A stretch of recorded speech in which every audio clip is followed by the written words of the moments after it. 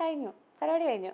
കൂടുതൽ ചെയ്യണത് അപ്പൊ ശരിയാണോ അഞ്ജു? അവര് നമ്മളിലേക്ക് നമ്മുടെ ലൈഫിലെ ഒരു നഷ്ടം ഉണ്ടാക്കിയിട്ട് അവര് ഒരുപക്ഷെ ചിരിച്ചു നിൽക്കുമ്പോ അത് ശരിക്കും ക്രൂവൽറ്റി അല്ലേ?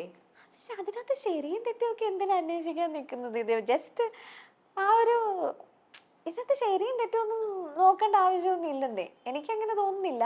മേ ബി ചിലപ്പോ ഞാനിപ്പോ ഇങ്ങനെ ഒരു സേഫ് സ്പേസിൽ നിൽക്കുന്നത് കൊണ്ടായിരിക്കാം, ഞാൻ ഇങ്ങനത്തെ ഒരു സ്പേസിൽ ഇപ്പൊ എത്തിയത് കൊണ്ടായിരിക്കാം എനിക്ക് അങ്ങനെ തോന്നുന്നത്. ചിലപ്പോൾ ആ സമയത്ത് എനിക്ക് ചിലപ്പോൾ ആൾക്കാരോടൊക്കെ റിവെഞ്ച് തോന്നിയിട്ടുണ്ടാകുമായിരിക്കും.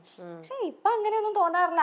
ഐ ജസ്റ്റ് തിങ്ക് അത് അവർക്കും they have been going through something. ഇപ്പൊ ഒരാൾ ദേഷ്യപ്പെട്ടിട്ട് പോയാലും എൻ്റെ അടുത്ത് ദേഷ്യപ്പെട്ടാലും ഞാൻ അധികം തിരിച്ച് ദേഷ്യപ്പെടാത്തതിന്റെ കാരണം അവരും എന്തിൽ കൂടെ എങ്കിലും പൊക്കോണ്ടിരിക്കുമായിരിക്കും. പിന്നെ ഞാൻ അങ്ങോട്ട് ചൂടായി കഴിഞ്ഞത് കൊണ്ട് പ്രത്യേകിച്ച് ഗുണമൊന്നും ആർക്കും കിട്ടാൻ പോകുന്നില്ല. പറയാനുള്ളത് ഞാൻ പറയും.